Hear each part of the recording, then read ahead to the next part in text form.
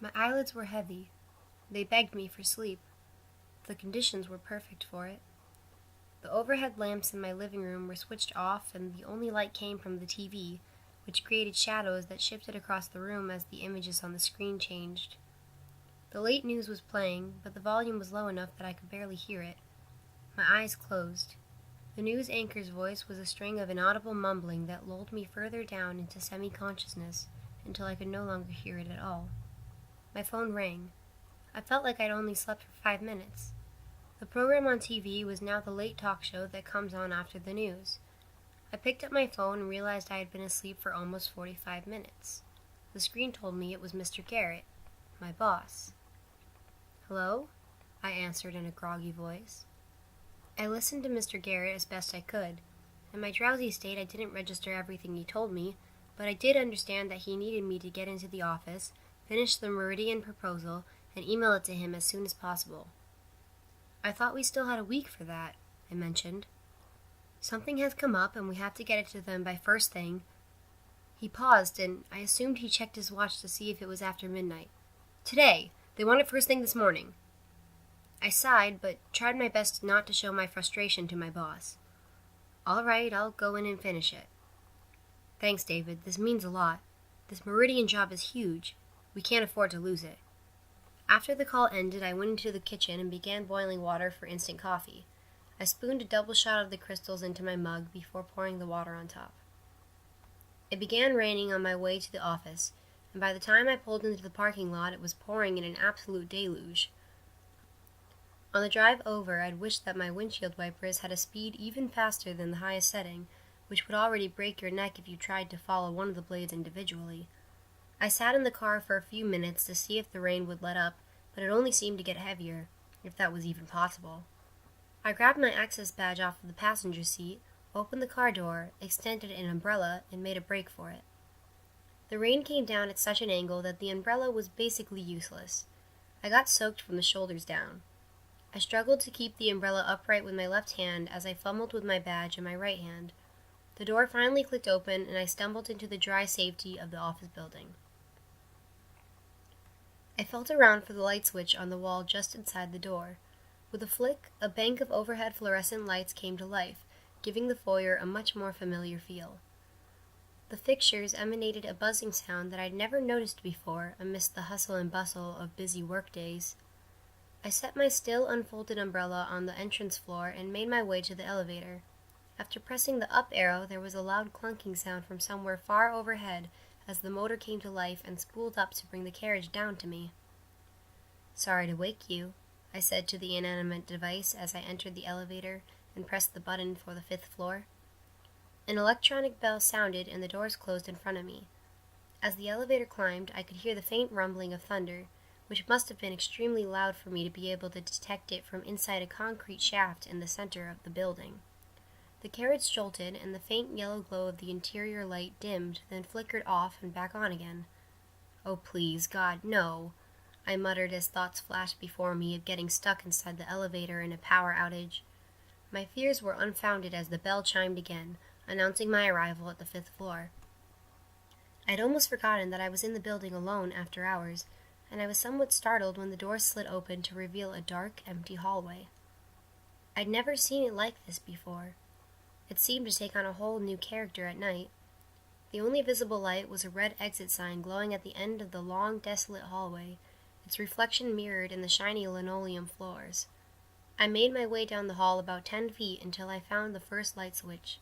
The fixtures blinked to life, creating a momentary strobe effect before settling into their humming rhythm. My shoes squeaked down the hallway all the way to the door of the office complex. I used my badge again to open the door, exposing another room which should have been familiar but was virtually unrecognizable in the dark. The maze of cubicles came into view after I switched the lights on. I worked my way over to the station and began to boot up my computer. More sounds that were normally inaudible during the day were all too obvious in late-night solitude. The humming of the refrigerator in the kitchen at the back of the office, the compressor running inside the water fountain in the hallway, the spinning of my computer's fan, and the clicking of its hard drive as it booted up. With my computer finally ready, I located the Meridian file, opened it, and began feverishly completing the proposal, wanting nothing more than to get it sent on its way and go back home to bed. The drumming rain against the glass wall several rows behind me kept me in a zen state and allowed me to work without breaking my concentration. When I finally finished the file, it was 2:53 in the morning. I saved my work for the final time and opened my email program. As I was selecting Mr. Garrett's email address from the drop-down, the power went out. "Oh, for crying out loud!" I exclaimed. I sat in the darkness and waited, knowing that at any moment the backup generator would kick in. I waited. The silence was overpowering. No refrigerator, no water fountain, no computer humming. The rain was the only sound to keep me company. I gave it a couple more minutes before realizing that I was going to have to go and check on the generator myself. I knew my way around the generator system since I was one of the engineers that oversaw its installation 3 years ago. It was a large diesel unit with a battery start whose circuitry was rigged to fire up the engine automatically at the time of power failure. Hopefully, the battery wasn't dead. Even though I'd traversed this office every day for the last 7 years, doing it in pitch darkness was not as easy as I thought it'd be. After running into a couple of the burlap cloth walls, I had the genius epiphany to take out my phone and use its light to navigate. This made it only somewhat easier. The screen light did not radiate as much as I would have liked. I had just made it into the hallway when I was stopped stiff by a noise to my left. It was faint, but it startled me so much that my pulse rose into my ears. I tilted my head towards the source. The sound was high-pitched and tiny, a tinkling of notes that one would hear in a toddler's nursery. It was coming from down the hallway. I was going to have to pass by it in order to get to the stairwell and down to the generator in the basement. At this point, not even the exit signs were lit. I pointed the screen of my phone out in front of me and began walking very slowly, trying my best to prevent my shoes from squeaking. All of the doors in the hall were closed except for one. The only reason I knew that was because lightning flashed, spilling a beam of silver-blue light momentarily into the hallway from the solitary open door. It was about 20 feet ahead on my left. I recognized the room as a storage area that I knew had recently been emptied. The tinkling nursery rhyme song began louder as I approached. Standing at the threshold, I listened as the music notes slowed, the spaces between them stretching until the sound was gone altogether. My breathing was becoming labored and my heartbeat was chaotic, a caged monkey inside my chest. I shone the light of my phone into the room, but it was insufficient to reveal the source of the sounds. After taking 2 steps into the room, lightning struck again. The interior was completely illuminated for the briefest of moments.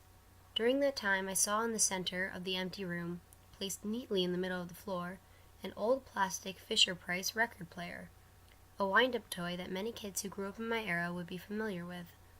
Standing in the dark, I grappled with how this record player could have gotten there, and how it had started playing on its own.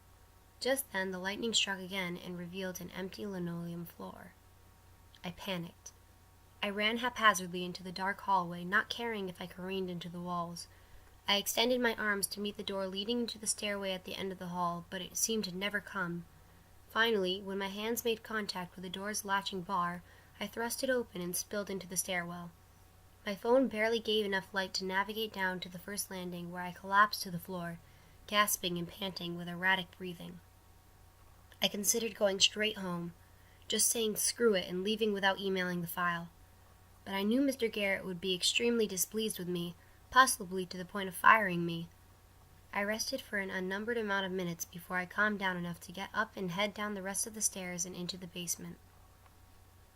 The corridor in the basement was the deepest of blacks. No light from any source, not even lightning, was able to penetrate the underground hallways. I progressed down the passageway the best I could with the aid of my phone, until its battery died.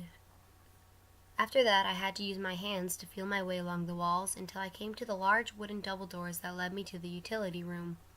I unlatched and pushed open the right side door.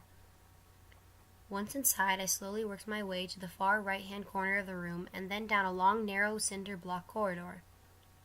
The block walls were close on each side. My fingers noted the rough texture as I worked my way down the passageway. After a moment, I came to a metal door which led to the generator room. I was thankful that it was not locked as it swung open. I stood motionless, head tilted towards the darkness, and listened for any strange sounds. The only sound was that of the rain beating against the large metal roll-up door on the opposite side of the room. On the other side of that door was an equipment access ramp that angled up to the ground level outside. I took 2 steps forward with my arms extended into the darkness. The room was musty and smelled of mechanical greases and oils. Suddenly there was movement in front of me. Something made its way across the floor, scooting or rolling, a constant frictional sound that didn't stop until the object bumped into another unseen item. My heart was already in my throat again, even though it had just settled back down from my scare upstairs. The object did not move again, and I gathered the courage to enter the room further. I carefully followed the sound of the rain toward the roll-up garage door. Halfway across the room, my shoe made contact with the mysterious object that had rolled by. My foot recoiled instinctively, and I jumped back in horror. Some exclamatory curses escaped my lips. The inadvertent kick had caused it to blast across the floor and into the side of what I presumed was the generator, where it rolled backward a bit before it came to a stop. My nerves could not take any more, and I was overwhelmed with the desire to have a light source in the room. I frantically found my way to the roll-up door. I unlatched both sides and used the overhead chain to manually raise the door. The first 4 feet inside the room were immediately soaked by the downpour. I had hoped that ample light would enter the room from outside, but it was very minimal, as even the parking lot lights were out. Up the ramp and about 100 feet away was my parked car. The rain battered the concrete floor just in front of me, and I cursed again after realizing that my umbrella was still in the foyer. I was going to have to make a break for my car. A thorough soaking was inevitable. There was just enough ambient light outside for me to make out the edges of the ramp up the parking area. I counted to 3 and dashed into the rain. 15 seconds later, I was sitting in the driver's seat of my car, waterlogged to the point that I could smell the wetness soaking into my upholstery. All this just to send one stinking email, I said aloud to myself. I started the car, turned on the headlights, and drove down the access ramp. Everything in the generator room came into clear view in my headlights when I stopped at the bottom of the ramp. It was a stark contrast to the room's previous ink blackness. It almost seemed too well lit, as details of all kinds were now visible: the soiled concrete floor, the rust on the overhead pipes, the insulation that hung down in tattered strands from the beams above, the mildew on the block walls. And in the middle of the exposed room stood the relatively new and clean generator, a sleeping giant. Even before I exited the car, I could see that the automotive battery on the generator had been disabled. Its negative cable hung loosely behind it. Now why on earth would someone leave it this way? I asked myself, frustrated. I made a mental note to speak to the building maintenance supervisor about it. I worked up the courage to dash out of the running car, through the short stretch of pouring rain, and back into the generator room. Just after getting out of the car, I froze. I hadn't seen it from behind the wheel, but it was plainly illuminated in my headlights as I stood there in the downpour, soaked to my core.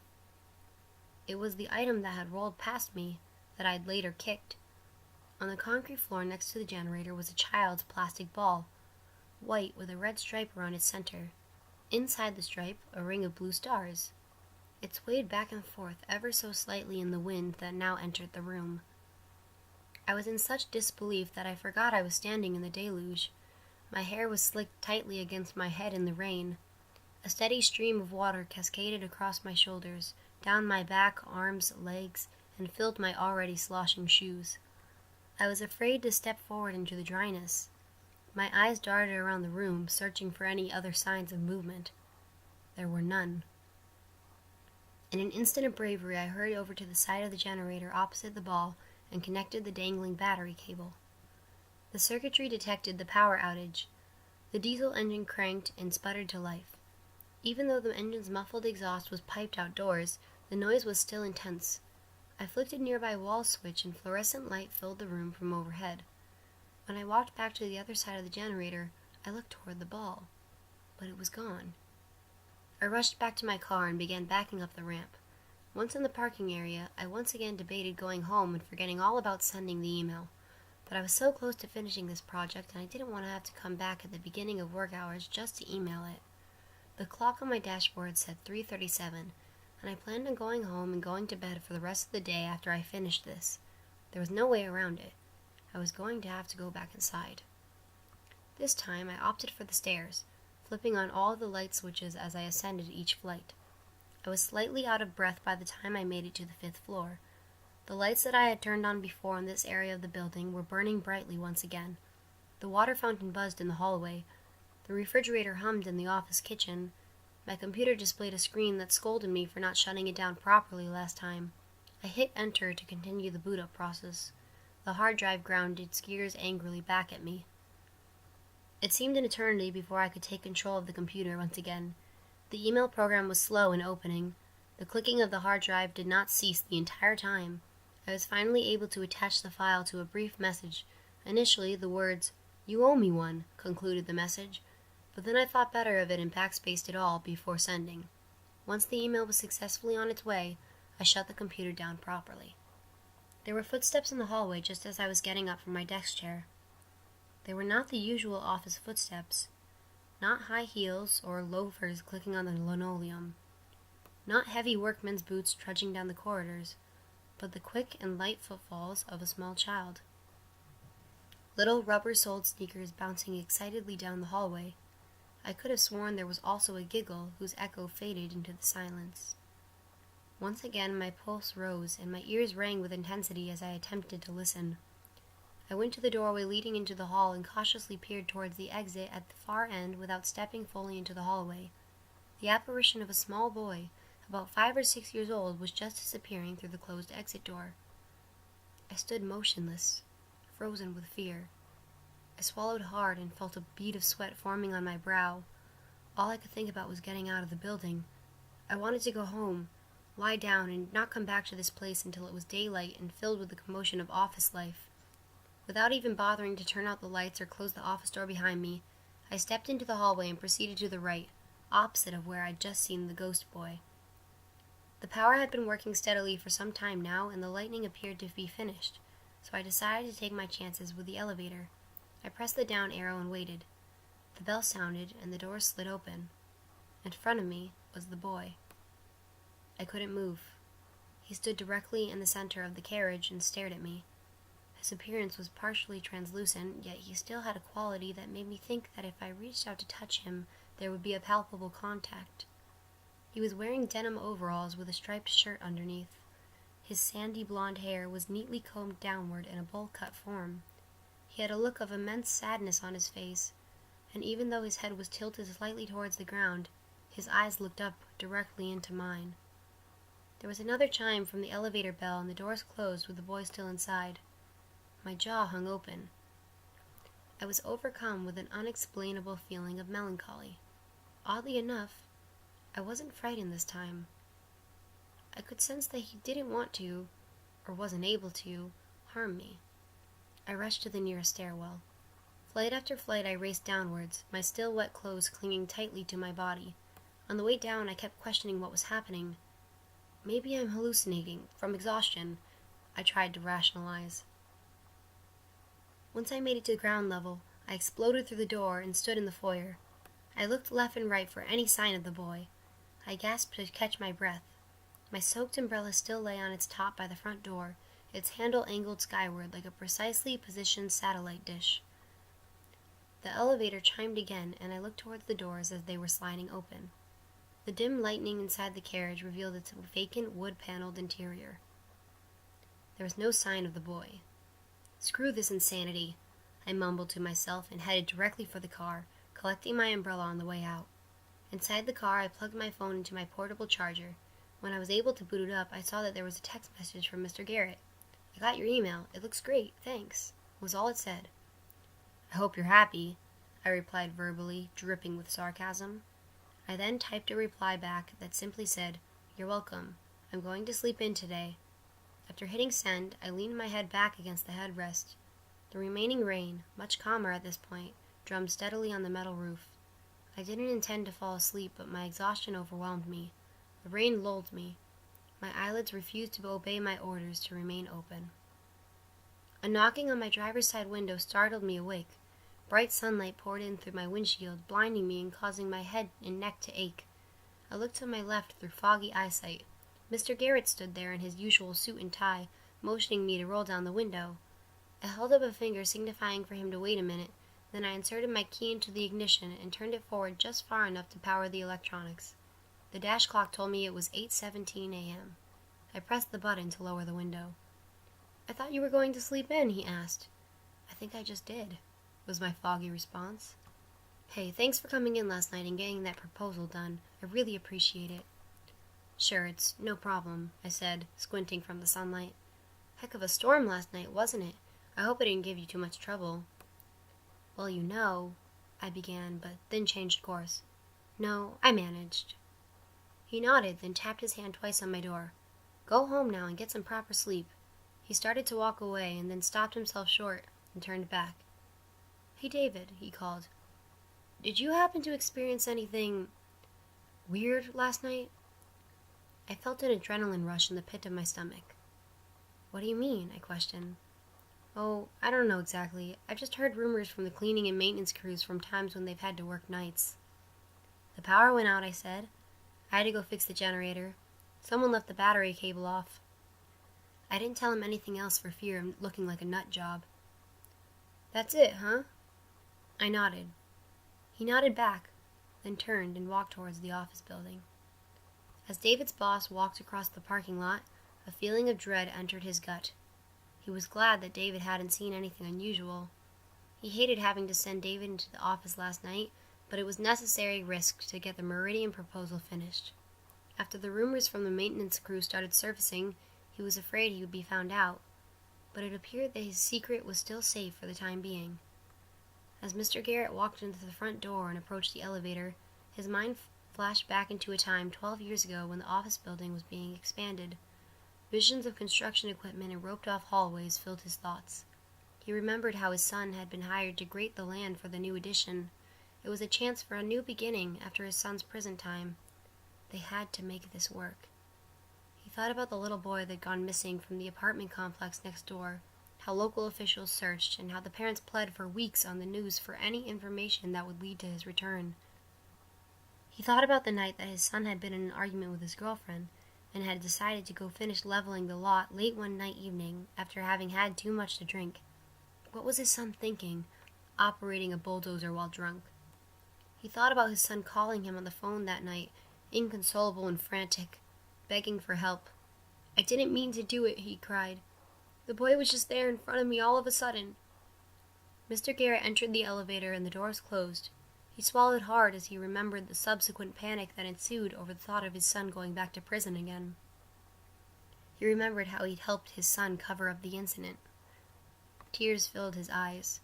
There were only 2 people on earth that knew what had happened to that poor boy. There were only 2 people that knew that the boy's final resting place was beneath the concrete floor of the very elevator shaft that Mr. Garrett was occupying at that moment. He'd felt so much regret over the years. It seemed to mount more and more each day, but he had to protect his son. He just couldn't let him go back to prison. His forehead broke out in his sweat. Just as he reached for a handkerchief to wipe it, the elevator shuddered to a stop. The lights flickered and went out. A nervous panic swept over Mr. Garrett. He heard the diesel generator kick on from some distant corridor, and then the lights eased back up. In front of Mr. Garrett was the little boy in the overalls. A little boy that only wanted to play on a dirt mound in a deserted construction site one night. The elevator didn't move. Mr. Garrett stumbled backwards to the rear of the carriage. His briefcase dropped to the floor, spilling his papers everywhere. The boy came closer. Mr. Garrett's throat tightened. His face reddened. He felt a pain in his chest and arm that prevented him from being able to breathe in. The last thing he felt was sweat burning his eyes and dripping down his shirt collar. The elevator jolted and resumed its ascent to the 5th floor. When the doors opened, there were several other inhabitants of the building waiting to take the elevator down. They shared a synchronized gasp when they saw Mr. Garrett splay down on the floor with papers all around him. One lady squealed Mr. Garrett's name loudly. Then she began yelling about his bad heart. "Call an ambulance," another man barked as he knelt down next to the boss. Then he searched Mr. Garrett's neck for a pulse that did not come, and he knew it was probably too late.